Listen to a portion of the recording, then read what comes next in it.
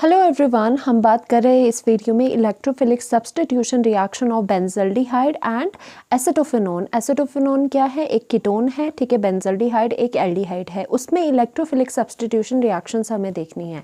तो अब फर्स्टली हम यहाँ पे बेंजल्डिहाइड बना देते हैं। बेंजल्डिहाइड क्या होता है?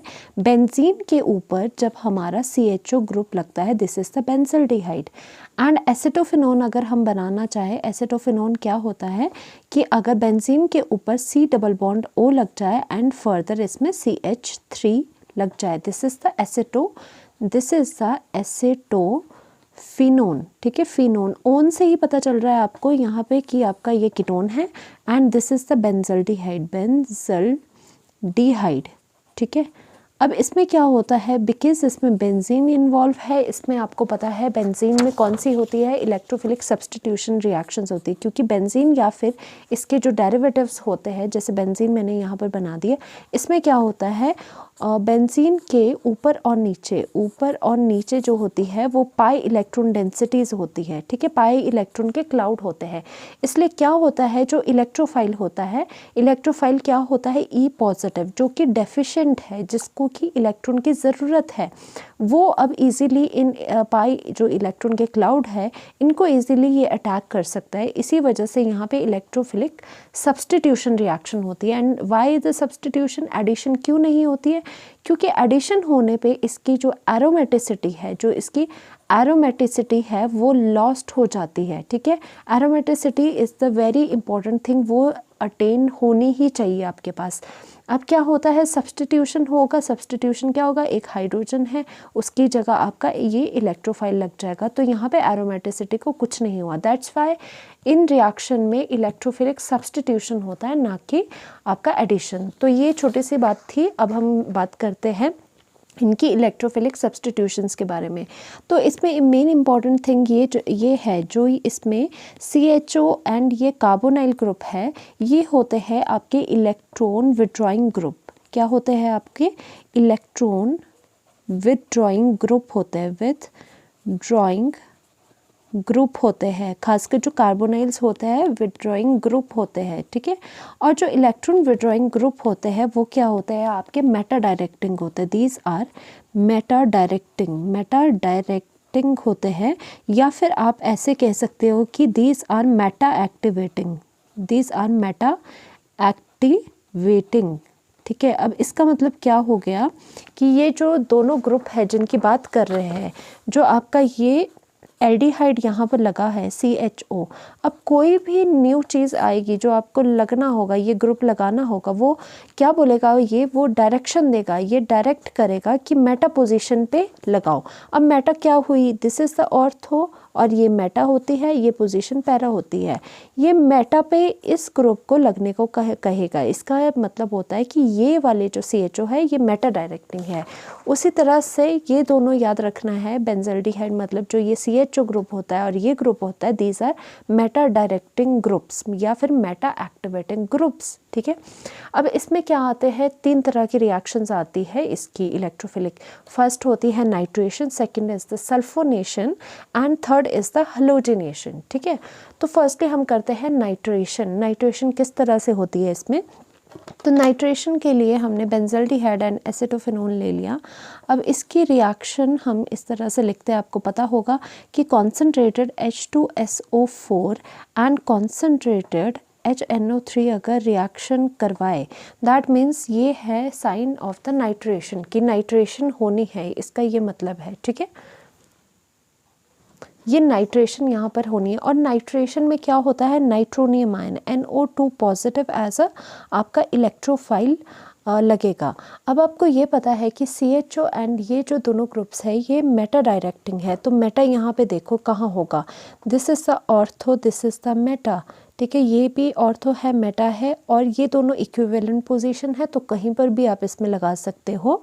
तो हम यहाँ पर मेटा पोजीशन पे नाइट्रो ग्रुप को लगाएंगे, ठीक है। आगे समझ, ये किसकी वजह से हुआ है, हमारी इस नॉलेज की वजह से कि CHO जो ग्रुप्स होते हैं वो मेटा डायरेक्टर्स होते हैं, डायरेक्टिंग होते हैं। तो दैट मीन्स आपको ये क्या मिला, आपको मेटा नाइट्रो मिला, मेटा नाइट्रो बेंजल्डिहाइड, ठीक है, बेंजल्डिहाइड।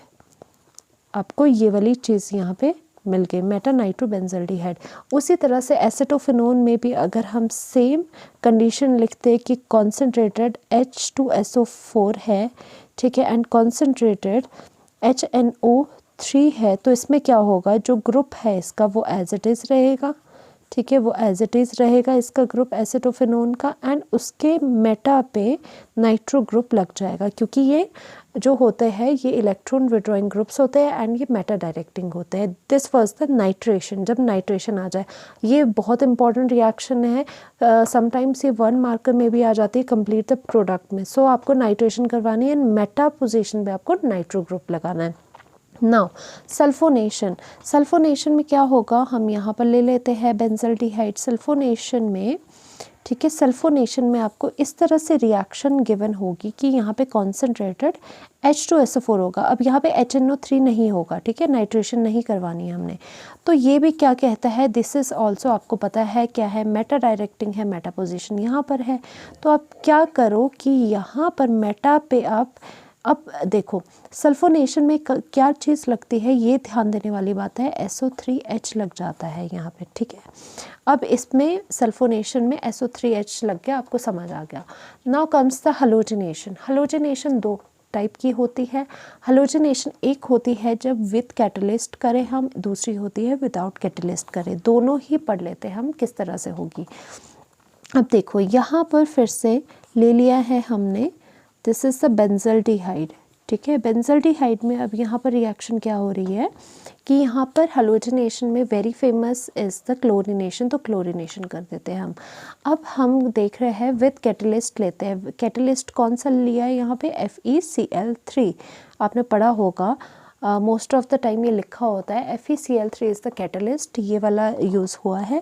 अब क्या होता है कि जब कैटलिस्ट होगा तो आपकी जो रिएक्शन होगी वो डायरेक्टली आप क्या करोगे, मेटा डायरेक्शन पे आप क्लोरिनेशन कर दोगे, ठीक है, मेटा पर आप क्लोरिनेशन कर दोगे। दिस इज़ द ऑर्थो, ये मेटा है तो मेटा पे क्लोरिनेशन करोगे, और आपका जो यहाँ पे हाइड्रोजन प्रेजेंट था वो दूसरे क्लोरीन के साथ निकल के HCl आपको मिल गया, ठीक है। और ये क्या हुआ आपका benzoyl, sorry, this is the metachloro, this is the metachloro benzaldehyde, benzaldehyde, ठीक है, ये आपको मिल गया।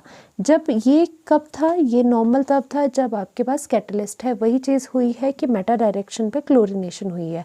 बट सेकंड केस आता है, ये तो फर्स्ट केस था विद कैटलिस्ट, सेकंड केस कब आता है, विदाउट कैटलिस्ट। विदाउट कैटलिस्ट में आप क्या करोगे, CHO ग्रुप है आपके पास, ठीक है, क्लोरिनेशन आपने करवानी है, Cl2, एंड अब क्या होगा, नो कैटलिस्ट, यहाँ पे FeCl3 कैटलिस्ट नहीं है।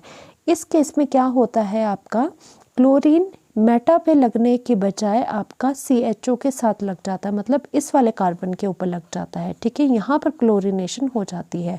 तो आपका ये क्या बन जाएगा, CO एज इट इज़ रहेगा, जो ये हाइड्रोजन है उसकी जगह आपका Cl लग जाएगा, एंड इस हाइड्रोजन को लेके दूसरा क्लोरीन आपका HCl बना देगा, ठीक है। अब इसको क्या कहोगे, this is the benzoyl, this is the benzoyl chloride, chloride. Benzoyl क्यों हुआ, क्योंकि बेंजीन के ऊपर जब CO होता है तो इससे आप बेंजोइल पढ़ते हो, बेंजोइल क्लोराइड। तो ये बहुत इंपॉर्टेंट है कि हैलोजिनेशन में विद एंड विदाउट कैटलिस्ट से कितना फ़र्क पड़ गया। जब आपका FeCl3 था तो आपको मेटा डायरेक्टिंग CHO का रोल होगा और वो मेटा पे आपका क्लोरीन लग जाएगा, ठीक है। बट अगर विदाउट कैटलिस्ट अगर रिएक्शन आपके पास आ जाए, सो आप मेटा डायरेक्टिंग नहीं करोगे, मेटा पे आप क्लोरीन नहीं लगाओगे, इंस्टेड आप यहाँ पे जो ये कार्बोनाइल वाला कार्बन है उसके साथ आप क्लोरीन को लगाओगे। Thank you so much, do like and subscribe.